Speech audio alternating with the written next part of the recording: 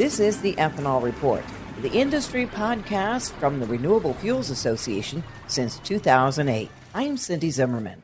Well, there's a lot going on in the ethanol world right now, and we're going to get caught up on some of the latest happenings in this episode with Renewable Fuels Association President and CEO Geoff Cooper. And Geoff, let's start with a preview of the Fuel Ethanol Workshop in Omaha next week, where you're going to be the keynote speaker.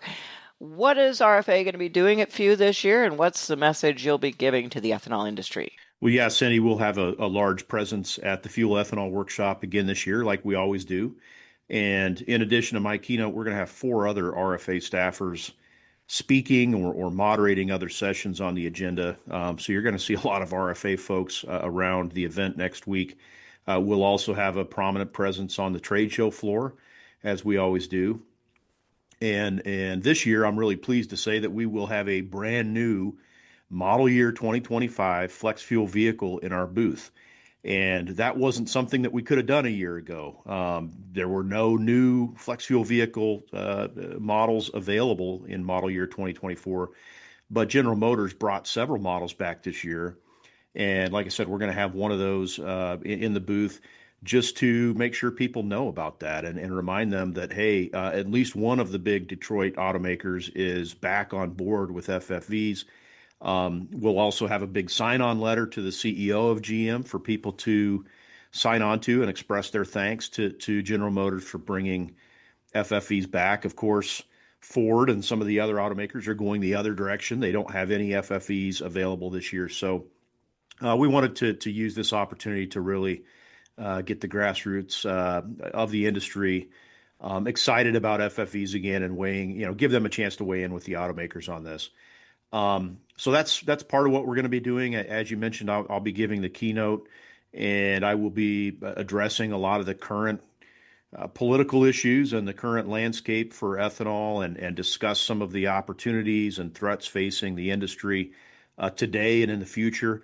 Obviously, things like the renewable fuel standard and where are we at with E15 and where are we at with tax policy, for the 45Z credit, trade, just all of those big issues that impact our industry day in and day out. I'll be covering those in some detail and also looking ahead to the future. Well, let's talk about a couple of those issues. A lot's been going on since the last time I talked to you, which was, I guess, right after President Trump was inaugurated. I don't think we've talked much since then, but tariffs and trade and exports have been a big focus of the Trump administration. And how is ethanol faring in the tariff picture at this point? Yeah, well, I'd say so far so good, Cindy. I mean, ethanol really hasn't been affected by the trade wars and tariff discussions so far, at least our volume of exports. We just got April trade data yesterday, and it was another very solid month for exports, 172 million gallons. And so we've been in the last 6 months or so kind of between 150 and 190 million gallons per month, and that's a big number. We're basically taking the annual output of 1 or 2 ethanol plants and exporting that every month of the year. And that really helps clear the marketplace domestically, helps keep our supply and demand in balance here in the U.S. It's been a huge uplift for the industry. And so far this year, January through April, our exports are about 10% ahead of last year's pace. And last year was a record year for ethanol exports. So we're on pace. Again, it's early, but we're on pace for another record year with exports. And as far as what the administration's doing, I mean, we see real potential growth opportunities for ethanol coming out of the Trump administration's trade deals that are being worked on and negotiations that are ongoing. We've already seen a deal done with the United Kingdom that could essentially double the amount of U.S. ethanol that they're importing. We know there are active discussions and negotiations happening with India, with Japan, with Brazil, with many other countries that could potentially result in large increases in U.S. exports to those countries, or at least the opportunity to increase our exports to those countries. So we think things are looking pretty good. We're bullish. We're optimistic about where exports and trade are headed for our industry.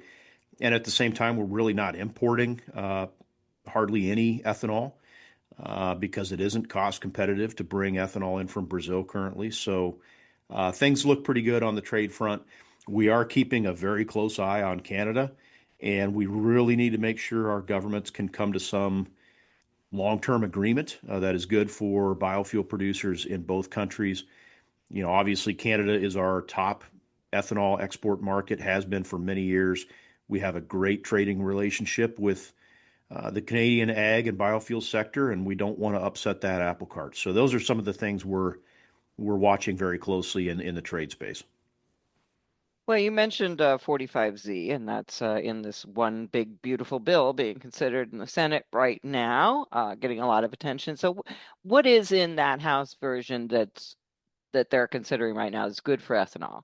And is there any changes that you'd like to see the Senate make or not make while they're Right. considering this one big, beautiful bill? Yeah, so you're right, Cindy. The House passed their version of the budget reconciliation bill, the One Big Beautiful Bill Act, back on May 22nd, I think it was. And what is in that House version? There's some good for ethanol. There's some bad for ethanol. Um, they made several important changes to the 45Z tax credit, and again, some are good, some are bad. On the good side, they exclude indirect land use change emissions from carbon intensity calculations. And I think, as everyone knows, the value of the 45Z credit is based on your carbon intensity. And so if you're excluding those, in my view, fictitious ILUC emissions from that calculation, that helps every ethanol producer. Every ethanol producer gets a lower carbon intensity score and a potentially higher credit value because of that. And the rationale there is there's no evidence that there's been any indirect land use change happening because of biofuels expansion in the U.S. There's no data to show it. So when the House decided to pull that out, we thought that was a smart move and certainly justified by the science. So that's one of the big improvements that the House made to the 45Z program. They also limit the credit to fuels that are made from North American feedstocks. So if you're making biofuels from, Canadian canola or U.S. soybeans or U.S. corn, you're good to claim the credit. If you're making renewable diesel from Chinese used cooking oil that may be commingled with palm oil, that fuel would not qualify for credit generation. Again, we think that helps um, reduce the potential for the importation of fraudulent feedstocks, which is something we've been concerned about for the last few years. The House version provides a 4-year extension for 45Z. So instead of expiring at the end of 2027, it would now be 2031. So those are the good things. On the maybe negative side of the ledger, the House bill would repeal transferability of the 45Z credit after 2027. And that ends up being a really big deal for our industry. And if ethanol producers are not able to sell the 45Z credit or transfer it to another party, that could really limit participation with the program. If every ethanol producer now has to go out and find a tax equity partner in order to monetize the credit, that's a problem. So that's one of the things we're going to be working on as the Senate considers this bill, which is happening this week and will be happening over the next few weeks. The other thing the House didn't do is they didn't address those prevailing wage and apprenticeship requirements, which again are another sort of poison pill for 45Z and really make the program more onerous and less workable and frankly inaccessible for some ethanol producers. They also didn't codify the inclusion of ag practices in carbon intensity scoring. So those are some of the things we're going to be working on and really encouraging the Senate to include in their discussions around 45Z. And again, I know the hope is that the Senate has their version of this bill done by July 4th. They're still saying publicly that they think that's doable. But I think everything we're hearing is that it's probably going to be, sometime later than that, that this bill gets done, especially after all of the back and forth and sort of blow up between Elon Musk and Donald Trump in recent days. Who knows how that might affect progress on this thing in the Senate as well. Yeah, that's interesting. We'll see. Well, let's talk about E15. Doesn't seem to be much action on the federal level, but California looks like they could be passing a bill possibly this week to allow E15. Tell us about that.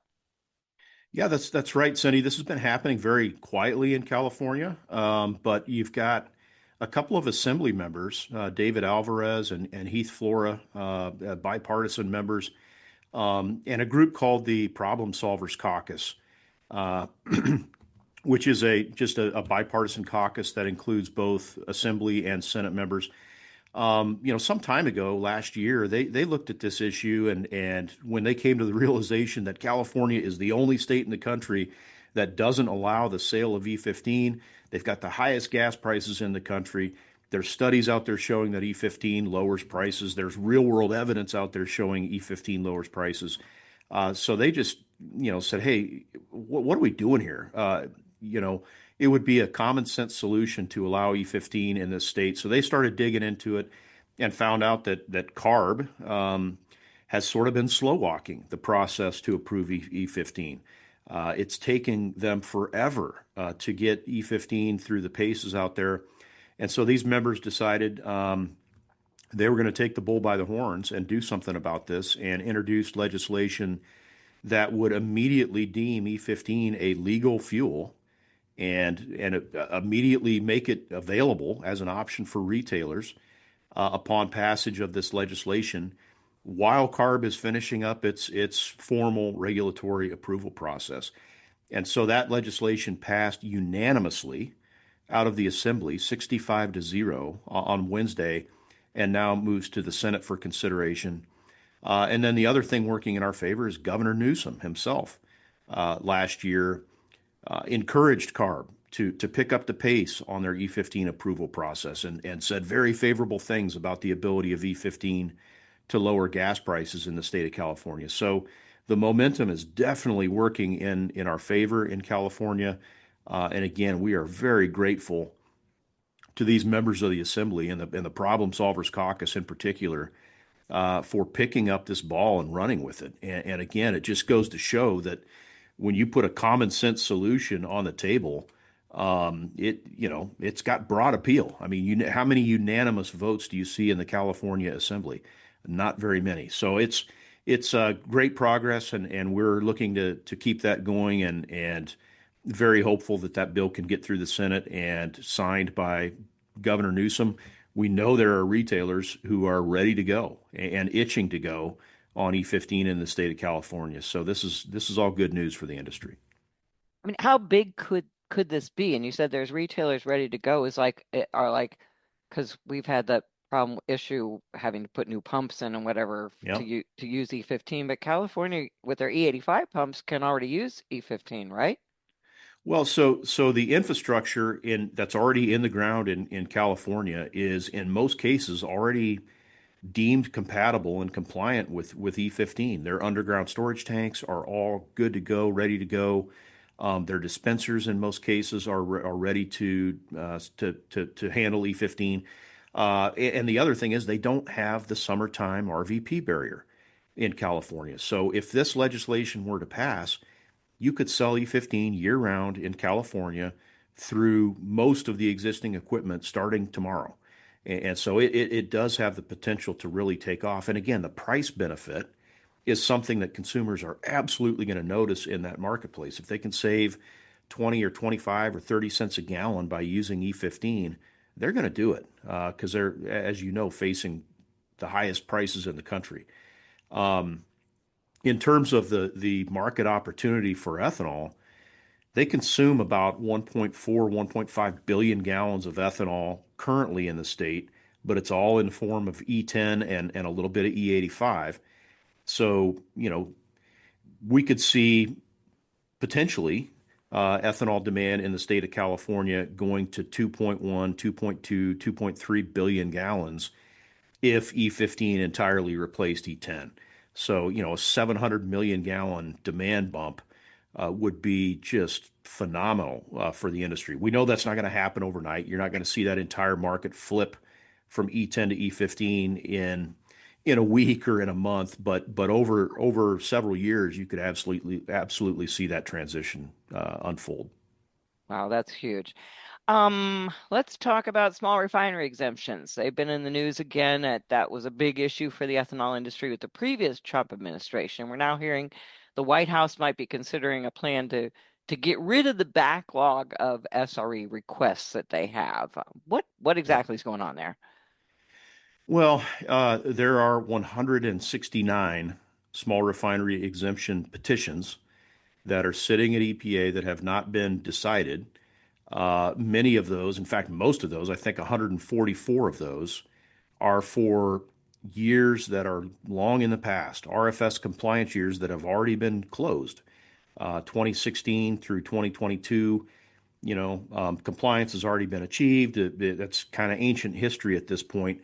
But there are, a lot of those petitions for those years hanging out there, and they're there because the courts in the last few years have rejected EPA's denial of those petitions under mostly procedural grounds and sent those petitions back to EPA and said, you need to take another look at these. You need to use a different standard of evaluating them. And so that's why a lot of those are sitting back at EPA. Uh, when you sort of do the math and determine how much renewable fuel volume we're talking about with those petitions, we're looking at, collectively about 8.5 billion gallons of renewable fuel blending obligations that is associated with those petitions. So, how EPA decides to handle these things is going to be tremendously important to the future of the industry, the future of the RFS. We've been encouraging EPA to say, look, those exemption requests for years that have already passed, even if you decide, yeah, maybe we should have given one or two of those exemptions, it can't affect current and future compliance with the RFS. So whatever remedy or whatever way of unwinding some of those past petitions they come up with really needs to be careful and needs to be it really cannot affect current and future market dynamics, or we're going to have a real problem on our hands. And so the other thing we've been encouraging EPA is if you do grant exemptions moving forward, you need to make sure that those volumes are reallocated. So, in other words, if EPA decides a small refinery in West Virginia deserves an exemption and would have blended 20 million gallons of renewable fuel, but they're not required to do that anymore. Well, that 20 billion or 20 million gallons now needs to be re-added to the RVO for the remaining universe of obligated parties and basically redistribute that requirement. That's the only way that the marketplace is going to have confidence in the RVO numbers is if EPA commits to reallocating any exempted volumes. Well, speaking of RVOs, what's the status of EPA getting out the rule that would set the RVOs for 2026 and beyond? Well, that's a very good question, Cindy. We really thought we would see that proposal by now. EPA sent its proposal for the 2026 and we believe 2027 RVOs to the White House for review on May 14th. That's 3 weeks ago. We were told, oh, it's going to move pretty quick, a couple of weeks, and then we should see this proposal publicly. That hasn't happened. We're not sure what is causing the holdup, but I will tell you the marketplace is beginning to get a little nervous about this and wondering why we haven't seen that proposal yet. Something is beginning to smell a little funny, maybe. Um, so the White House really needs to get that proposal out. We need to get the ball rolling on the comment period. Administrator Zeldin has said repeatedly he is committed to having these rules finalized by the end of October 2025 so that the marketplace has some certainty and stability moving into 2026. And for that to occur, we need to get this proposal out uh, publicly and begin the public comment process and the hearing and everything else. So like I said, we're not sure what the holdup is. It's beginning to get a little concerning, and we continue to encourage EPA or the White House to get this thing out. All right, thank you very much. Geoff Cooper, President and CEO of the Renewable Fuels Association, will be keynoting the Fuel Ethanol Workshop, June 9th through the 11th in Omaha, Nebraska. And if you want any more information about any of these topics, go to ethanolrfa.org. And that's the Ethanol Report. Thanks for listening.